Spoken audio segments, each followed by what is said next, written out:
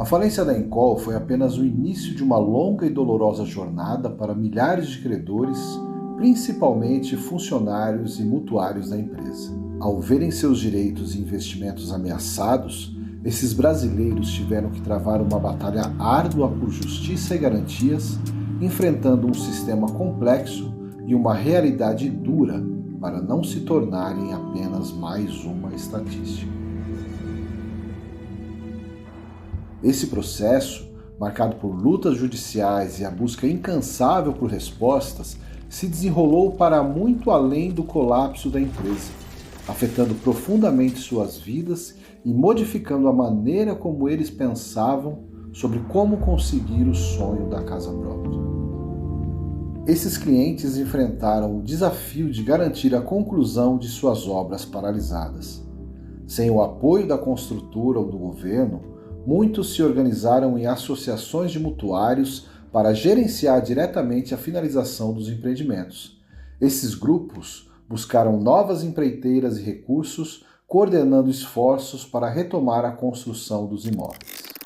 Quase 6 anos de espera, mas ele está aí, inteiro, 16 andares e 64 apartamentos. O residencial San Marco é o primeiro de um total de 40 obras da Encol em Campinas a ser concluído a partir da união dos moradores.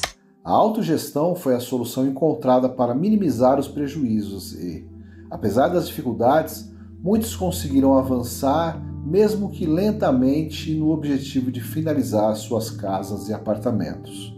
Enquanto os mutuários se mobilizavam para concluir seus imóveis, os funcionários da construtora enfrentavam suas próprias batalhas, buscando na justiça o pagamento de salários e indenizações atrasadas. Ambos os grupos, cada um com sua luta, cada um do seu jeito, se viu obrigado a se organizar coletivamente, seja para concluir as construções inacabadas, seja para garantir seus direitos trabalhistas.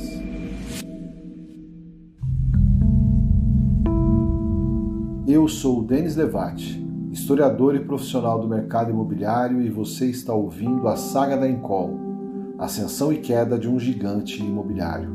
Um conteúdo original Imob Report, e no 5º episódio você vai conhecer o que sobrou da Encol. A massa falida.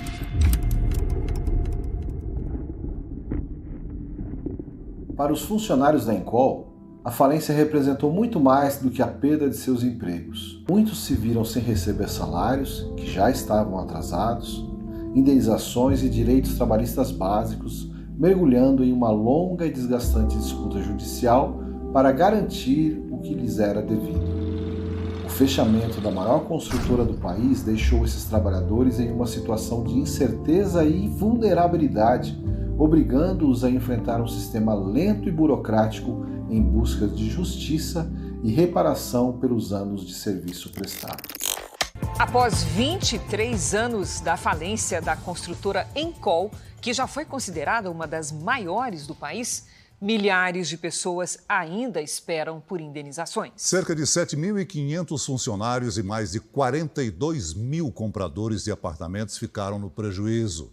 Tantos anos depois, muitos dos prejudicados até já morreram.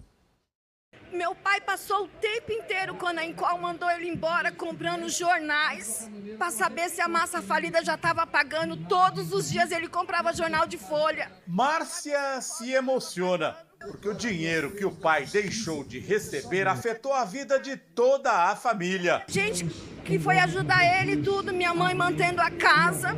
Em São Paulo, teve até simulação de bolo, quando ex-funcionários da construtora protestaram nos 23 anos de falência da Encol. O trecho que você escutou é de uma matéria do Jornal da Record do início do ano de 2022, quando a falência da Encol completara 23 anos. Segundo a própria matéria, cerca de 15% dos funcionários da empresa com direito à indenização já faleceram. A grande maioria deles com valores considerados pequenos, mas que fariam grande diferença para a vida dessas pessoas. 24 anos após a falência da construtora goiana Encol, mais de 8 mil ex-funcionários da empresa ainda têm créditos trabalhistas para receber. Nesta semana, por decisão do Tribunal de Justiça de Goiás, a massa falida da Encol, que administra o processo de pagamento, começou a quitar os débitos com 6 mil desses trabalhadores, aqueles que têm até R$25 mil a receber. Significa que para 75%, quase 80% deles vão receber integralmente seus créditos. São 6.100 trabalhadores, mais ou menos. Esses outros terão recebido 25 mil e vão receber um percentual de 42,5% aproximadamente na sequência. Tudo isso com muita celeridade. Nós já iniciamos esses pagamentos e vamos fazê-los com muita rapidez. Com muita rapidez, diz o advogado Miguel Ângelo Cansado, síndico da massa falida da Encol, instrumento jurídico criado para lidar com o espólio da construtora, direcionando seus ativos para pagar os credores, principalmente funcionários e clientes. O dinheiro da massa falida da Encol vem principalmente da venda de ativos da empresa, como imóveis, terrenos, outros bens que pertenciam à construtora antes da falência. Esses ativos são leiloados ou vendidos por meio de acordos judiciais e geram recursos.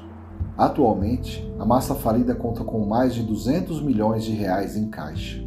Parece muito, mas não é suficiente para quitar 100% dos débitos trabalhistas. Boa parte desses trabalhadores segue esperando sua vez de receber. Porém, como diria Paulinho da Viola, no caso Encol, sempre há um porém. Nós vamos encerrar essa fase de pagamentos agora, numa vazão muito rápida. Agora, há créditos para receber. Ainda recentemente a massa teve êxito numa ação muito grande que patrocina no Rio de Janeiro, no Judiciário do Rio de Janeiro. Enfim, o encerramento da falência depende também das outras classes de credores. O que Miguel Ângelo Cansado está dizendo em bom juridiquês nesta matéria do SBT é que a massa falida da Encol está pagando parte dos créditos trabalhistas já reconhecidos, enquanto ainda discute a forma de correção monetária desses créditos.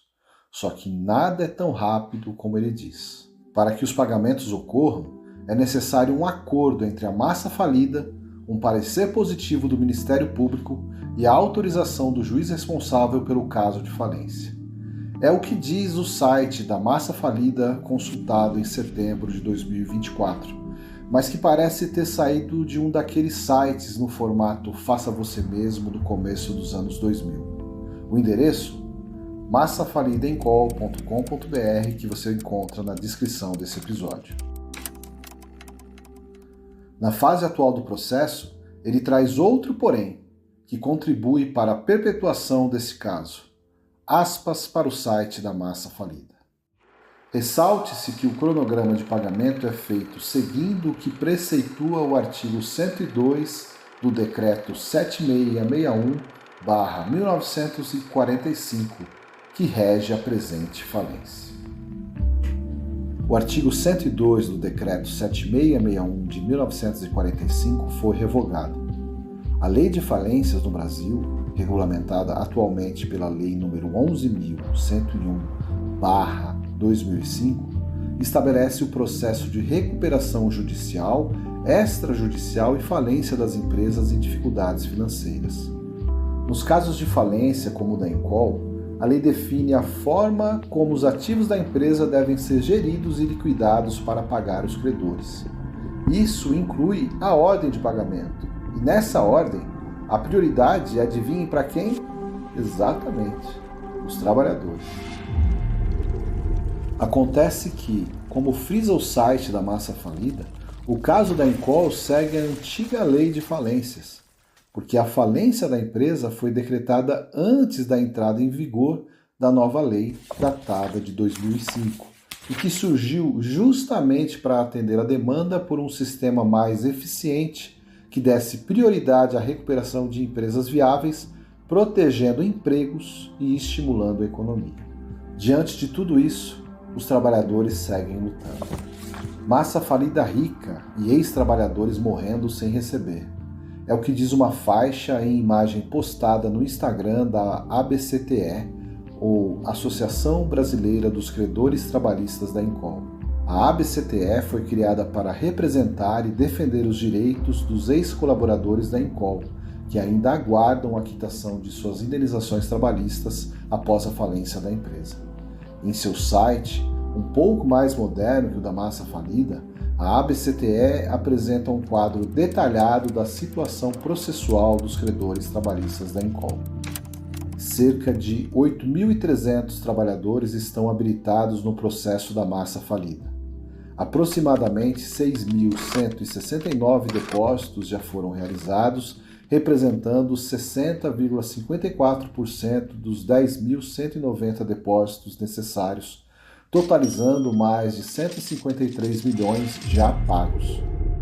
No entanto, cerca de 1.400 trabalhadores ainda aguardam sentenças ou habilitações, com o processo judicial movendo-se lentamente, e muitos aguardam a liberação de alvarás judiciais para receber seus créditos. No site da ABCTE também é possível encontrar fotos de parte de seus associados posando com seus prontuários e carteiras de trabalho. Difícil não sentir empatia pela luta dessas pessoas e não pensar no lado humano de toda essa história. No próximo episódio, o último de A Saga da Encol, Ascensão e Queda de um Gigante Imobiliário, vamos refletir sobre as lições e o legado, se é que existe daquela que foi a maior construtora desse país. Até lá!